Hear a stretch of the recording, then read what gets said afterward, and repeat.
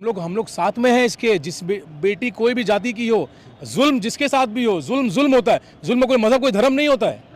तो बात यही है और हमारा मानना यही है कि जो इंसाफ मिला है इसमें, वो इंसाफ आगे और भी बहुत सारे केस उसमें मिले। मुसलमान नौजवान जेलों में भरे हुए हैं, उनको भी इंसाफ मिले। सिर्फ और सिर्फ एक सजा देना चाहिए, सजाए मौत। चलिए ठीक है, न्यायालय ने इसका सॉल्यूशन दिया है, कोर्ट का फैसला, हम उसको रिस्पेक्ट करते हैं, उसको मानते हैं। लेकिन आने वाले दिनों में ऐसा कोई ना करे दोबारा, किसी की साहस ना हो, किसी की हिम्मत ना हो। इस चीज को भी सरकार को ध्यान में रखना है, न्यायालय को ध्यान में रखना है। अच्छा है और एग्जाम्पल सेट करना है कि आने वाले दिनों में अगर ऐसा कुछ होता है तो उसके लिए सरकार, कोर्ट, न्यायालय, कॉन्स्टिट्यूशन ऑफ इंडिया कड़ी से कड़ी कदम उठाएगी। अच्छा काम कर।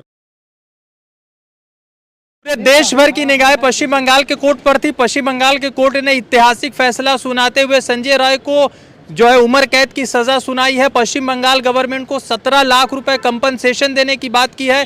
और आज ही पश्चिम बंगाल में जेपीसी की बड़ी बैठक हुई है। पूरे देश भर के बड़े दिग्गज नेता यहां पर आज आमंत्रित थे और लगातार बातचीत कर रहे थे। दानिश है एमआईएम करते हैं, मगर चूंकि जब ये आरजीकर का मामला हुआ था तो बहुत मुखरता के साथ विरोध प्रदर्शन कर रहे थे, डर भी लग रहा था कि अरेस्ट हो जाए। मगर आज जो है उस बच्ची की जीत हुई है। उसका जख्म तो कम नहीं हुआ, मगर इतना जरूर है कि जख्म मध्यम जरूर हुए होंगे।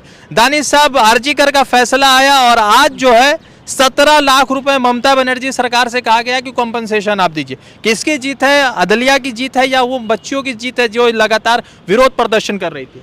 आपके सवाल का जवाब देने से पहले मैं एक सवाल करना चाहता हूं कि क्या पैसे कोई मायने रखती है क्या इंसान की लाइफ की? और अगर पैसे मायने रखती है इंसान की लाइफ की तो 17 लाख महज एक ऐसा एक रेप का इंसिडेंट होता है और उसके परिवार को 17 लाख रुपया कंपनसेशन देकर मामला रफा दफा, ये कैसा कहाँ का कानून है? हम कोर्ट ने कहा है, ये कोर्ट ने कहा है। मैं कोर्ट की बातों की रिस्पेक्ट करता हूँ, संविधान पे हमें पूरा भरोसा है, न्यायालय पे हमें पूरा भरोसा है। लेकिन संजय रॉय को मुख्य आरोपी बनाकर बाकी जितने आरोपी हैं सबों को छुपाया जा रहा है, हटाया जा रहा है। तो संजय रॉय सिर्फ और सिर्फ टारगेट हो रहा है। यहाँ मेन आरोपी जो लोग हैं वो लोग ममता बनर्जी उनके चादर ओढ़कर छुपे हुए कहीं बैठे हैं। कोलकाता पुलिस के ज़ेरे निगरानी में वो सब अपने आप को साफ सुथरा बनाकर घूम रहे हैं।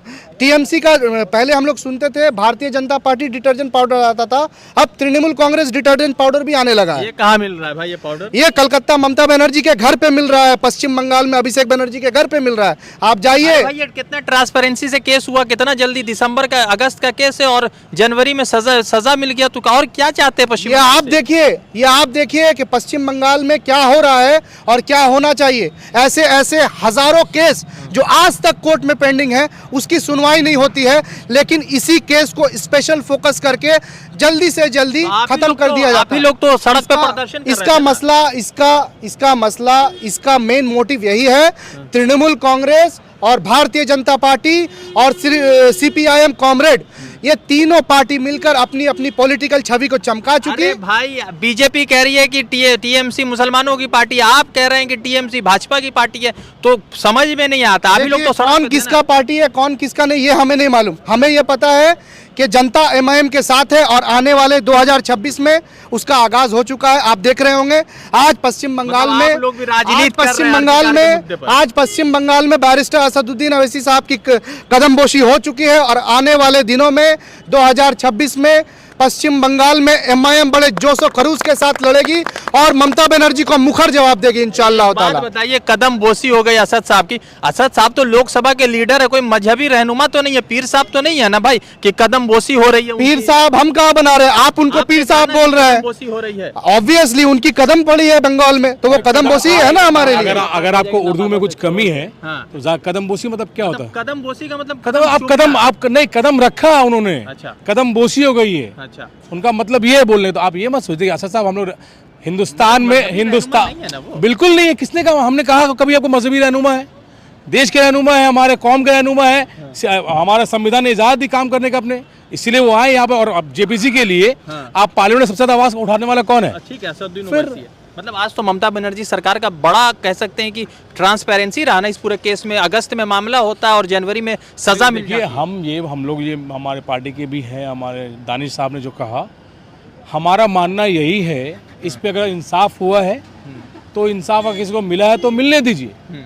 इंसाफ हर इंसान को मिलना चाहिए। जो भी लोग आज बंगाल की जेलों मुसलमान पड़े हैं, अच्छा, जो ट्रायल शुरू नहीं हुआ उनका, झूठे मुकदमे पड़े, हमारे पार्टी कितने लोग हमारे पार्टी को नोटिस मिल रहा है 2 दिन पहले हुआ। तो ये ट्रायल करे, लेकिन जो भी लोग जो ट्रायल शुरू नहीं हुआ है उनको भी देखा जाए। अच्छा, खाली इसके लिए नहीं, खाली एक आजकल केस नहीं है, बहुत सारे ऐसे केसेस हैं। कुछ तो मरहम लगाना उस जख्म। सर जख्म पे कुछ मरहम लगाने के बाद आप कुरेद रहे हैं उसको, अच्छा, तो आप जख्म मरहम से कुछ होने वाला नहीं, मरहम पूरा लगाना पड़ेगा आपको। अच्छा। आप जख्म लगा के आप थोड़ा मरहम दे दिए फिर छोड़ दिए, फिर वो जख्म फिर बढ़ेगा। मतलब आप लोग भी तो सड़क पे आए थे ना अर्जी करके लिए। भाई हम लोग साथ में हैं इसके। जिस बेटी कोई भी जाति की हो, जुल्म जिसके साथ भी हो, जुल्म होता है। जुल्म में कोई मजहब कोई धर्म नहीं होता है।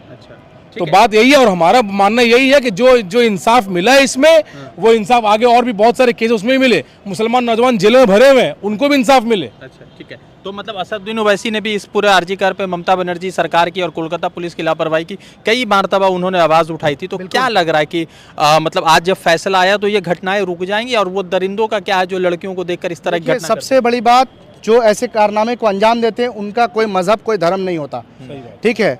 उनको सिर्फ और सिर्फ एक सजा देना चाहिए, सजाए मौत।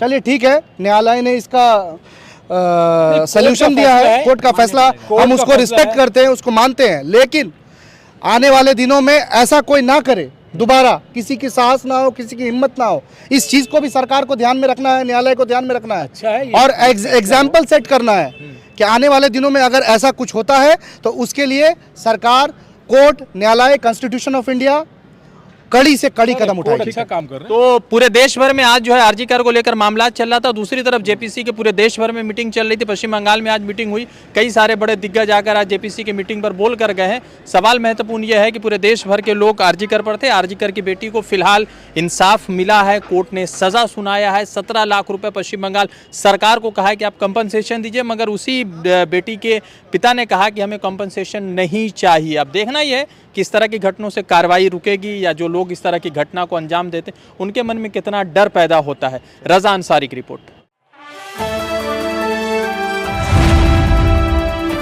द इंडियन खबर, सच आपके सामने।